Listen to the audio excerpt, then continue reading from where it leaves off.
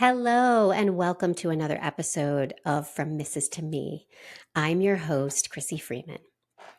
We are running a special series on the From Mrs. to Me podcast this month called Overcoming Financial Overwhelm After Divorce.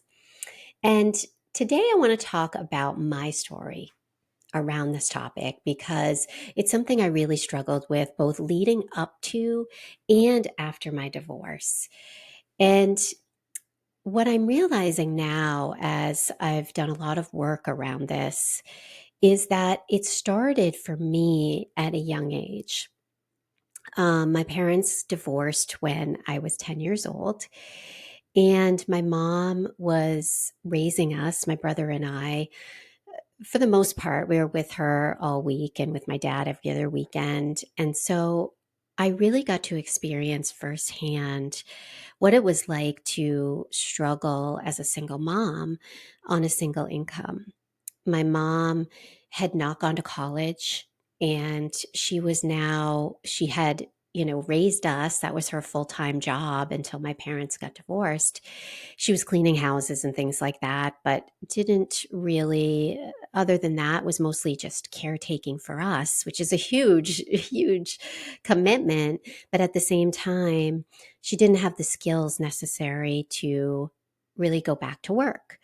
And so I experienced her sort of starting over that whole new journey of finding a new career, rebuilding her income and her life by getting a new career, getting new certifications, and actually going back to work at a shipyard, which was an amazing story in itself. But what the whole point of why I'm sharing this is because during that time, that transition from my parents being married to my mom becoming a single mom, I got to see sort of the result of her not having that nest egg, not having any sort of savings or any sort of money put away, what that resulted in. And that was us having to change our lifestyle. We went from owning a beautiful farmhouse to living in a really small apartment that was not well kept by the owners. And it was, yes, there were beds, there was food, there was all of that, but it was, talk about a significant change. And there was a lot of fear. There was a lot of fear from my mother around not having enough to pay the bills. And that scared me. And I didn't realize how bad that impacted me until later in my life. And, I remember moments of going to the grocery store with her, and she had to pull out food stamps. And I remember the shame, not not only that I felt, but primarily the shame that she was feeling as she was standing in line paying with the food stamps. And so I took that on. And I remember the message from her being, be smart about money. Be smart about money. Do yourself a favor and be smart about this. And so that sort of became a part of my mantra. And I knew I needed to be successful. I knew I needed to make sure that, I married somebody who was also successful and that we could have all the things that we wanted and we didn't have to live without. And so I married someone who was not only very much about making money, um, he was in sales and everything was about money and, the next commission check and all of that. But also, he was in control of the finances. And he was more than willing to be in control of the finances. And I allowed that. I was okay with that because I was like, okay, my mom told me to be smart about money. I have this whole mantra in my mind. He is telling me he's really good about money. So I'm going to let him manage the finances and then I'm going to be good. I don't have to worry about this whole be smart about money because somebody else is going to manage it for me. And so I didn't know anything about our finances. I didn't know how what we even had. I didn't know what we were pulling from. It's embarrassing to say out loud as an adult that I was an adult starting my life and raising children, and I didn't know half the time what was in the bank account. And part of that was a lot of that was on me, not part of that. I didn't ask. It's almost like I didn't want to know because I didn't want that whole be smart with money thing to come in. It was like, okay, let's let somebody else take care of this, which is the way I live my life in so many other aspects too, is tell me what to do. And finances was another one. So because I couldn't be trusted with it. And not only did I believe that, my former spouse also, that was his mantra because I, realizing now that I do have adult ADHD, I didn't know it at the time. And so he sort of allowed me to manage the budget at one point when I wasn't working and taking care of the kids. And I messed it up. I forgot to pay a few bills and I was disorganized in the budget. And so he immediately took it back and said, this is why you can't manage the finances. You don't know what you're doing. So never again did I ask to manage the finances. So as you can imagine, when my marriage started falling apart and I knew it was going to end in divorce, I was so afraid of what this was going to do to me financially. And almost so much so that that became a part of why I couldn't leave. I was so afraid of how am I going to do that part on my own? How am I going to be able to take care of my children, have a job, and do all of these things and be financially stable? And most importantly, be smart about my money. That scared me to death. So what was great about this experience is I did start to think about, okay, what are the first things that I need to be doing before I even walk into this divorce? And the first was, even though my spouse had said to me, I am going to be fair in this process. I am not going to, you know, I'm going to make sure that you are financially okay. Even though he said those words, I knew enough, and friends had told me as well, that I still needed to educate myself about money. And so I got a lawyer. And even though we were doing mediation, so I didn't necessarily need a lawyer, for myself, I needed to learn. And so the process was not about, is he going to screw me? It was more about, I need to know this landscape. Like, I don't even know what I can and can't have. I don't even know what he has, like what we have. And so she was amazing in that she helped me to really ask the right questions. And even though I was afraid of spending the money on the attorney, it was money well spent. So for any of you out there, who are like, oh, we're just going to go to mediation, I don't need to worry about this because it's going to all work out in the wash. Don't do that. If you don't know about the finances, if you don't understand what you are entitled to, you need to speak to a lawyer because that, engage the experts, those that can help you, that can educate you so that you can understand what what you are entitled to, because you are starting a life over for yourself, for your family. If there's children involved, you have to be smart about that. And so I'm glad I did that. As difficult as it was for me to spend the money, I'm glad I did that.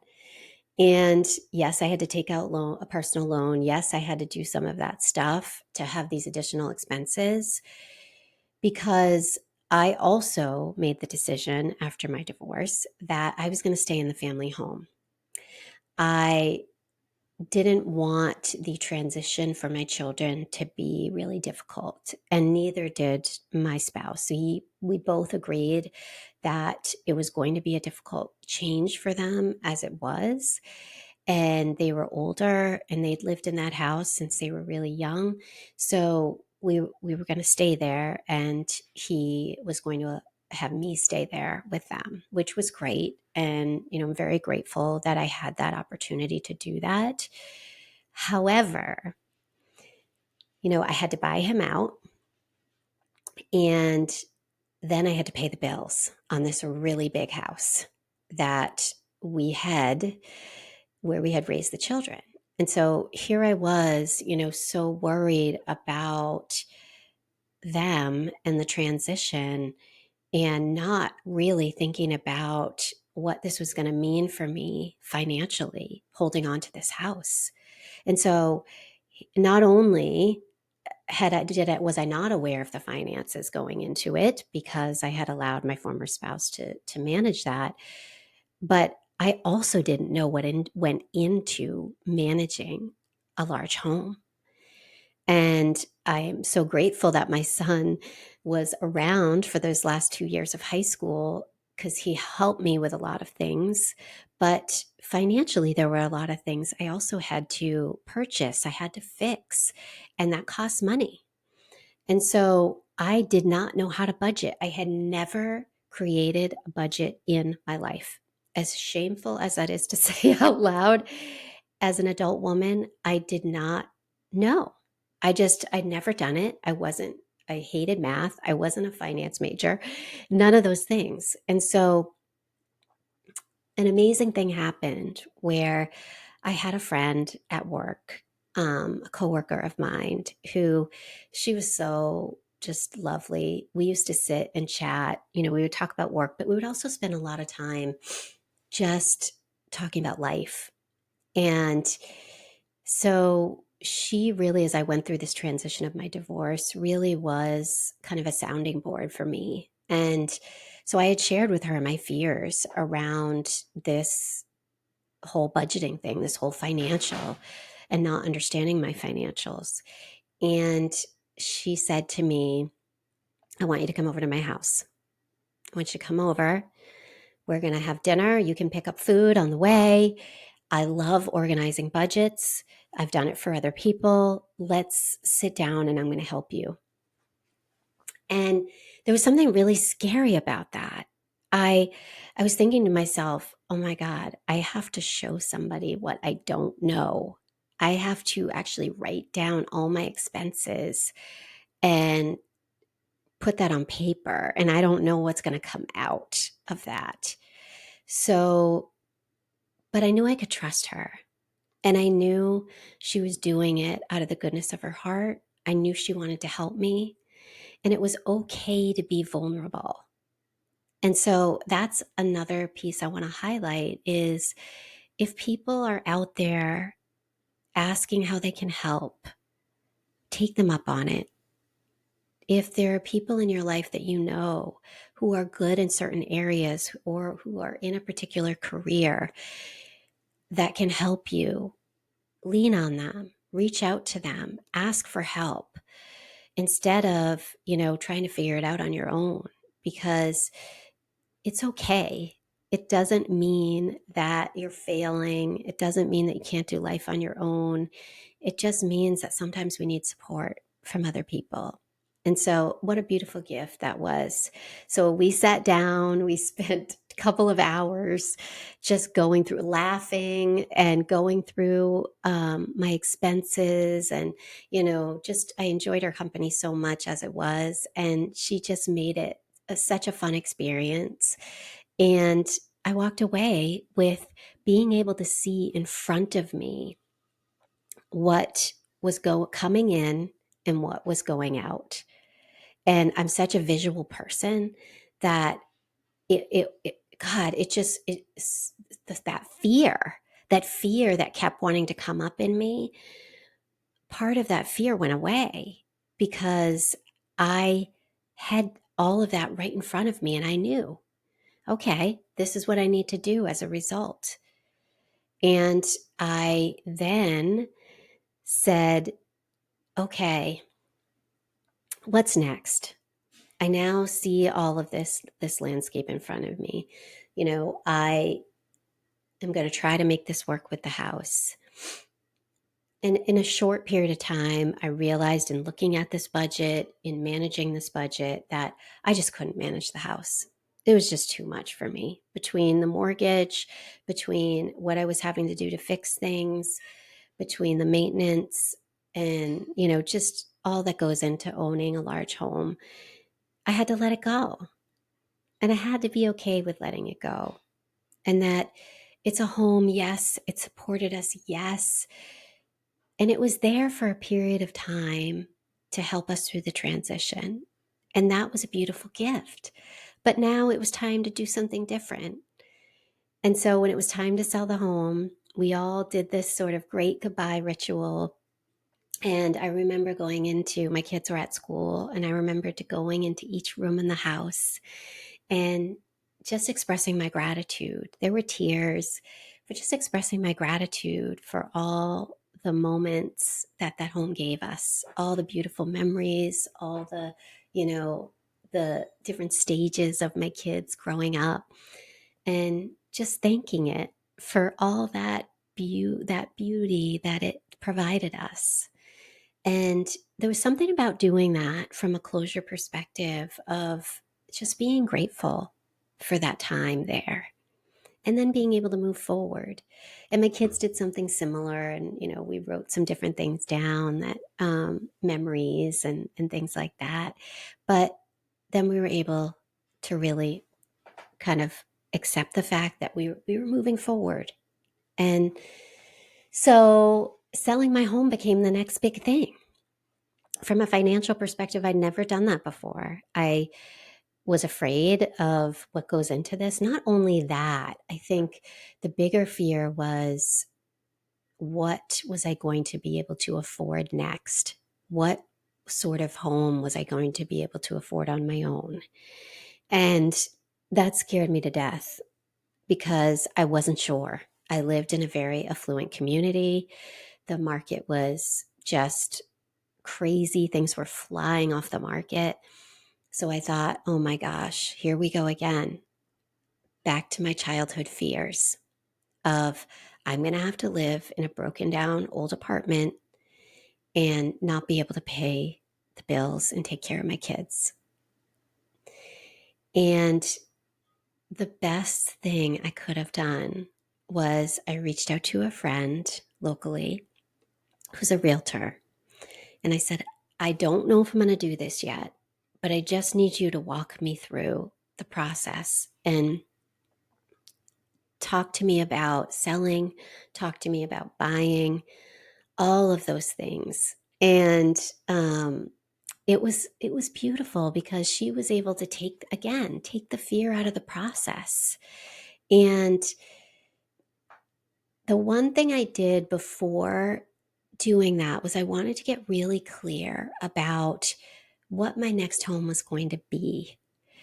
So while I wasn't sure what I could afford, I had met a coach who really taught me about tapping into my own intuition, tapping into my truth, tapping into who I really was at my core, what lights me up.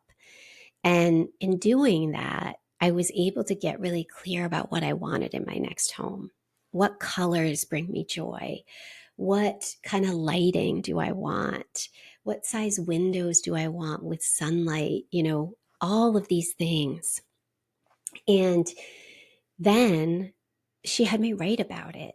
She's like, write about it down to every little detail of what this place is going to look like for you.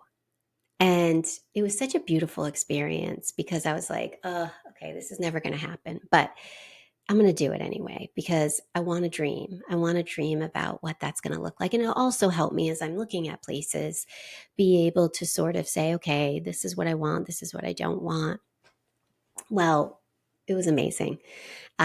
First of all, once I worked with a realtor and got it sort of officially listed, within minutes of her going back to her realtor office to even tell the other realtors within her office that it was going on the market, I had 2 buyers that were interested in the house. No sign had gone up outside of my home. And not only that, the offer they were going to offer me was so far over what I was going to be listing it at, or what I had listed it at, that I couldn't fathom it. I was like, wait a second. So it was going to pay off the mortgage I already had. It was going to pay off the home equity line that I had to take out to pay some of my bills, and then still leave me with this large amount of money that I could use for a down payment on a new home. But there was still fear in the back of me around, oh my God, now I'm going to sell it so fast and I'm not going to have a place to go.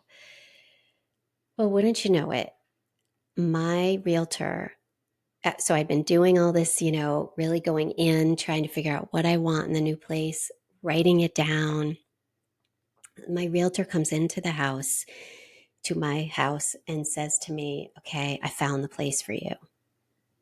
And I said, what do you mean you found the place for me? She's like, I'm telling you, it's in this beautiful community. It's a condo. They do all the outside maintenance. You don't have to worry about a thing. And they're beautiful. And I think we can get it for the price you want because it's been on the market for a week. I'm like, oh no, it's been on the market for a week. It's not gonna be what I want. We walk into that place and it was everything I wanted. The colors, the size, the windows. I just stopped in the entryway and just laughed. And she's like, what are you laughing at? I'm like, you're not going to believe this. This looks exactly like what I was writing about. So that was such an amazing journey and experience for me. I was able to not only sell my home, but purchase a new home and have a really low mortgage payment that I could afford. And so it wasn't until I really started to let go of the fear around it and started focusing on the things that light me up, the things that were going to bring me joy in the next place, that I really started to let go of those fears. They didn't have space to come in because I was focused on these other things. And because of that, I truly believe the universe was paying attention and things were starting to come into play. So there is something to be said for your mindset. And, even after I moved into the condo and it was beautiful and it was all the things, I still, every once in a while, that old narrative would come up and say, you need to be smart about your money. That it's this whole scarcity piece around, oh no, I can't afford this, I can't afford that, I can't do this, I can't change my life, I can't have a fulfilling life because I can't afford to have a fulfilling life. And it wasn't until a friend of mine helped me to see that this truly is just a scarcity mindset. It's a mindset that so many of us are living in. It's like, oh, you got to save for retirement. You got to make sure you have enough. You got to do all these things and you're not doing enough. And it's like, first of all, if you love what you're doing and you love how you're showing up in life, even when you get to retirement age, you're not going to want to retire because you love what you do. So if you're working towards that thing that brings you joy, then all this saving that you've been doing your whole life to actually stop working and retire isn't that big of a deal because you love what you're doing. So I'm saying that to say we can shift our perspective. There's so much narrative coming at us all the time around how we should live our lives, and money is a huge one. It really is. It's this scarcity around we're never going to have enough. And because of that, we're walking around with anxiety, with depression, with feelings of inadequacy, instead of living in the moment and enjoying all the beautiful things we have, like the condo that I had. It was beautiful. How blessed was I to have that in this beautiful location? And I didn't have to do any of the maintenance. It was all done for me. So now I could go out and enjoy my life and do whatever I wanted to do. So yes, was I still going to need money to do things? Of course. But how blessed was I to have that? And so when I started to shift into this abundance mindset, it's amazing energetically how things start to shift and what starts to show up. And I journal every day, as I think I've shared on this podcast many times before. And I started journaling about the things that I have that bring abundance into my life instead of, oh, I need to do this to get more of this. It was more of a, how do I already have those things? I already have this beautiful space that I live in. I already have healthy, amazing kids.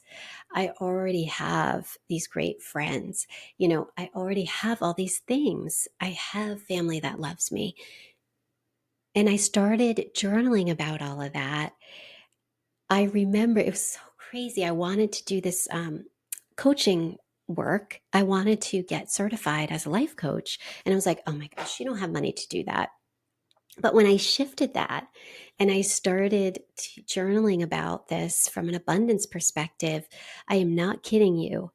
A check for $4,000 showed up in my mail. It was an overpayment from the condo transaction, and I didn't even know it was coming. And so here I am. I get this check in the mail that can pay for my certification. And it was like, yes, the universe was listening to me. So when we think about financial overwhelm, that's what it is. It's overwhelm. We get into this mindset of wanting to move, wanting to take an action, which is causing anxiety, which is causing I'm not enough, which is causing all that shame and guilt and all these things around how we're living our lives, instead of look at all these things I have. Yes, this isn't where I want to be right now, but living from that place of gratitude and being grateful for what I have is truly allowing you to drop that narrative and to really shift and to find more peace. And you will see that naturally things will start to shift. Maybe a check will show up in the mail. Who knows what will happen? But all of these situations in my life since my divorce that I explained were gifts because they were lessons that I needed to learn along the way. And this old narrative of I'm not smart with money, I need to be smart with money, was not helping me. And I see that now. And it's still a continuous thing that shows up because it's something that was embedded in me from the time I was really young. But as long as I have the tools to know how to shift and when to shift, it's beautiful. I can actually drop in. I can actually enjoy my life. I can actually go out in my gardens and be present. I can see the hummingbirds outside my window and just drop in and watch in amazement instead of being in my head and missing all that beauty that is around me. So I hope some of you out there got something from my story, that you really are filling up your cup. I know I say that every time at the end of my episodes, but I really feel that way. if we're not filling up our own cups, we can't bring anything else to the others that we love in our lives. We can't show up differently, and we can't live a fulfilling life. So I also want to say we've got some amazing new episodes coming up within the next couple of weeks as we close out the series on financial overwhelm, and you won't want to miss those, as well as the episode that I've just recorded. Go back and listen to the episode with Alex Bregman and the episode with Rissa August. Beautiful, real life stories of transformation, of struggle, of how they've overcome the financial overwhelm, and they're continuing to take steps every day towards their goals. So mark your calendars. Once again, I'll be having a retreat on October 25th. Cannot wait here in Maine to meet all of you amazing women out there who I haven't met yet. So more to come on that. You can find more on my website at FromMrsToMe.com. You can also find more information, tools, and a supportive community at my Facebook community. Please join From Mrs. to Me, Rediscovering You After Divorce. And as I always like to end with, you can't pour from an empty cup. So keep doing that inner work, and I'll see you here next time.